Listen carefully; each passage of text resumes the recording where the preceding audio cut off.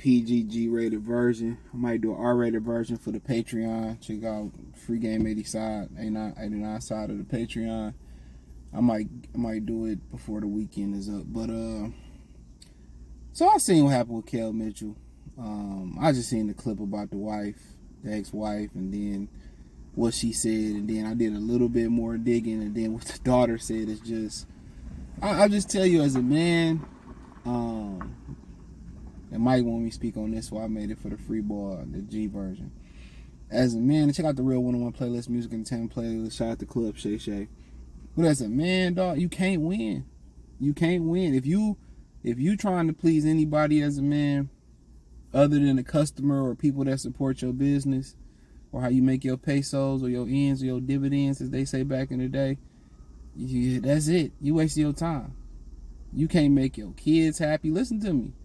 You can't make your kids happy. You can't make your wife happy. You know, everything you make, only way you make these people happy is conditional. It's conditional. Only person that's happy, only living thing that's happy is an animal. It's a dog. That's what I really get from this. It's a dog. It's some type of animal. Whether you don't feed it, don't give it water, don't walk, the dog still love you. You could raise your kids, and the mother as a man could be in an exact wrong, and they still defend her. It don't, man, bro. I had a story real quick before I start. So a guy I used to work with, right? The mother lost one of his kids. So he fought, he had the bread, he fought to get the kid. Long story short, I told the story before. He said the kid older, he still got custody of the kid, you know, and that the kid said he don't remember none of that, being in foster care, how bad the mother was. He said they still revere the mother. He said they still, you know, they still love the mother no matter how bad. You know how bad you got to be to lose a kid? They say they still, you know, and they don't remember none of the trips he took them on, fighting the custody. He was hurt when he said that shit. I seen too many dudes saying that. But long story short, man, Kells on Club Shay Shay. Now, I think this is the wife and the kids that was accusing him of being a deadbeat father years ago. Okay? Oh, he didn't do this, he didn't do that. I'll tell you this. When you don't do what they say do, you become the enemy. Everything is conditional on and this is why a lot of dudes just choosing to trick or not deal with women at all or get a passport. This is why. I don't advocate tricking, but I understand it. You ain't got to deal with none of it. And so years ago, they accused him of being a deadbeat, right? Not paying this and this, that, and the third. I'm going to tell you something deeper than that I found out, right? So basically, he told a story about, and she threw the first rock coming out here talking that shit. Don't forget that. So basically, he was doing, you know, he was young. He ended up having the girl pregnant. His mom was his manager, red flag. He was having issues on the set, he was saying, because, you know, didn't nobody know old girl was pregnant. Old girl was pregnant. He eventually tell everybody they had a baby. He was young, had some bread, thinking it was gonna last forever. Make it last forever. You know, and what ended up happening was she ended up pregnant again, you know, pregnant, had the baby. I guess he married her. But then he found out she was fucking around on him and shit, right? So he said one of the guys that she was messing with, like one of them, I can't remember, it was a couple guys. But one time they found out she was pregnant, he thought it was her sickle cell. And the doctor came back and told him that she had lost the baby. He was like, damn, a baby? He said they wasn't having sex, they was just keeping it together for the kids, but they still married. So she lost the baby. Now she claims that, oh, it was no abortion. Of course, that's not an abortion. You literally just had a miscarriage. That's not an abortion. So you got to pay attention to the language that they're using. Well, I never had abortion. Yes, technically yes. And she's very articulate. So you think all the hoes speak like city rats and sexy red? No. There's articulate holes. The more proper they talk, the more your antenna should rise up. So she like so you got to pay attention. So then he catch her, though. This is the first, one of the times. And he catch her at the hotel. I believe he called the hotel first.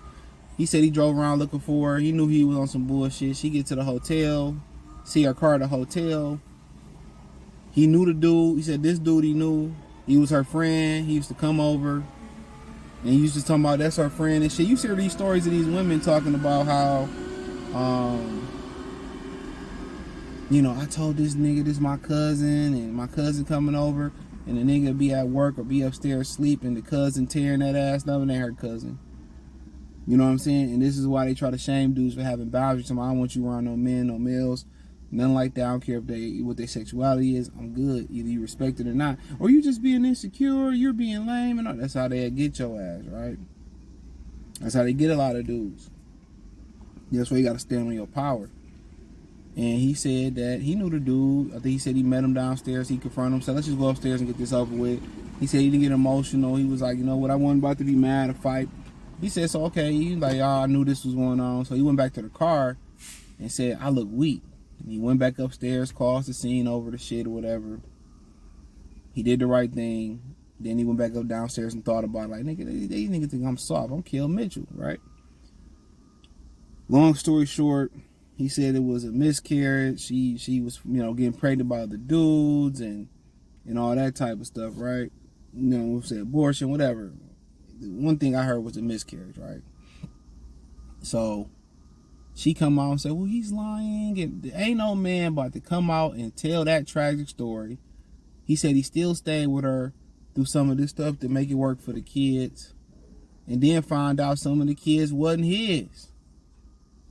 So eventually at that point, he had the gas brake dip. He said it got to the point where one of the dudes that was smashing her called him while he was shooting a movie in Canada and was like, smash your girl. I mean, he was like, you know what, at this point, fuck it, you got it. You know, he talked to him. I mean, nigga bold enough to call you, let you know he fucking your bitch.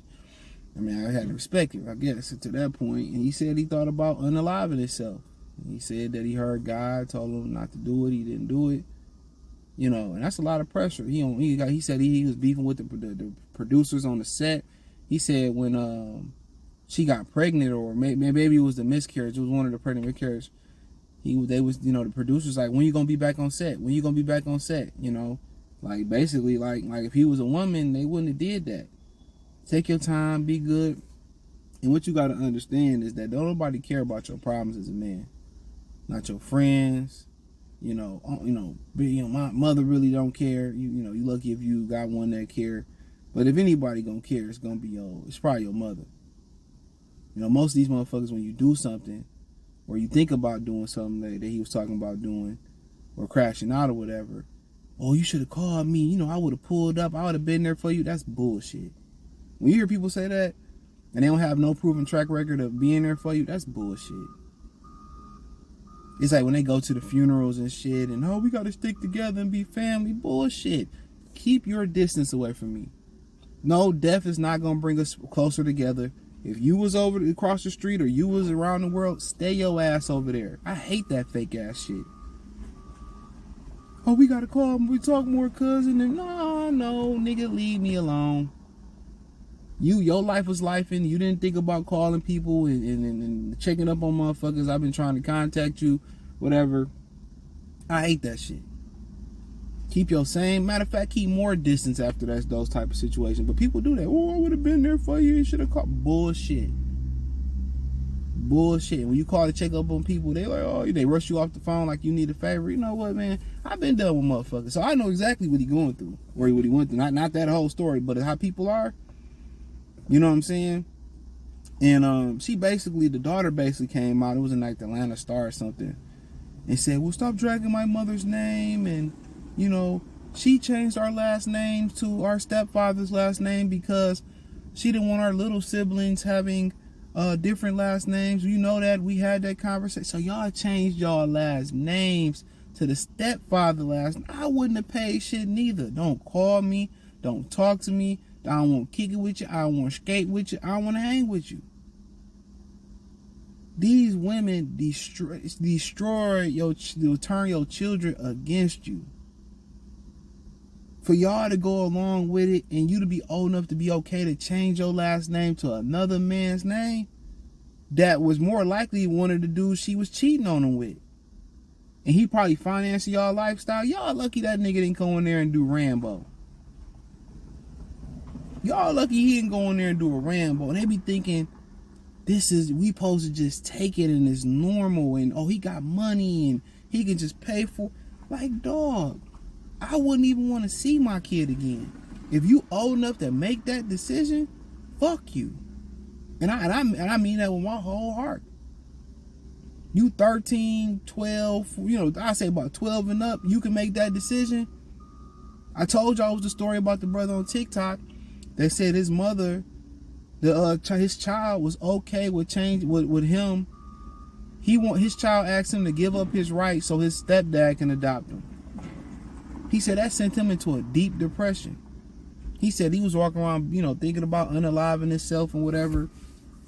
And he said what ended up happening was, he ended up picking himself back up, having another child.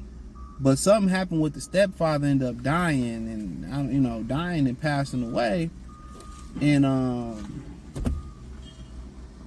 the son had to come back and he wanted to start a new life with him. He got about 20-something years old. He was like, man, hell the fuck no. And I agree with him. Well, he was a child. Nah, these niggas know what they be doing, bro. Circumstances change. That's like your chick leave you, right, for another dude, and the dude dies, she come back for a better day. Man, no, you get no dick, you get no relationship, you get no cash. I don't want no ass. That's how y'all gotta be. Y'all can't have compassion for people that crossed you. Once they do shit like that, I changed my last name, and then they complain about you not paying this and doing that, and you changed your last name. I like what Future said. I don't like a lot of shit that he do with his baby mama. That's his personal business. When he said, if you want to have another nigga in my house, have him buy you a house. He said, I bought my baby mama houses, cars. So if you want another nigga in the house, just have him buy you a house. Get you a dude that can buy you a house. Real talk. So if you want to change your name to another man's last name, because that woman ain't never respected him. I be knowing how y'all be dealing with women who don't respect you. I done deal with women that was some hoes, but they respected me. And when that respect is gone, oh, you a bitch, or they cheat on you, man, you got to skate on them, bruh. The respect could never be restored. Ain't all the money in China. You can get a brand new 2029 Viper. They can redo. You can get it advanced order. No, you can get silver and gold. That when that respect is gone, it's gone. And I say about 98% of people that's married in the United States, I say in the West in general, their wife don't respect them. She don't revere him. He was young though, so he didn't know. And this is why him sharing his story and guys sharing their story on the social media can help guys know, you're not alone. Help guys know that we all go through shit. How you supposed to handle it. How he handled it, he handled it better than most people would. Glad he didn't unalive himself, but I wouldn't be taking care of that child neither. Who stopped slut shaming my mother? Yo, mother was a slut. She was a slut. The stepdaddy was dumb for marrying her, for trusting her. You put the dude all in my house, all in my face. I paid the bills. I made you somebody. Like, bro, you lucky you still breathing and talking. Let's keep it funky. He was a very nice guy. That's what it is. They don't respect you being nice. Once that respect is gone, it's a wrap. He tried to hold it together for the kids, and them very same kids turned their back on that nigga, man. The African dude told his son, he said, you got to be careful. Everybody in the household is your blood except for your wife. That don't matter. They got your wife's blood, and they got your wife's ear. And no matter what you say, they going to always forget that woman and always get mad at you, always have some resentment towards you. No matter if they get closer, they're going to blame you. And that's just part of being a man. This is why you can never attach to nothing in this world. But they can take an animal from you in divorce. You can't attach to nothing. You can't attach to your kids. You can't attach to no woman. You can't attach to no car.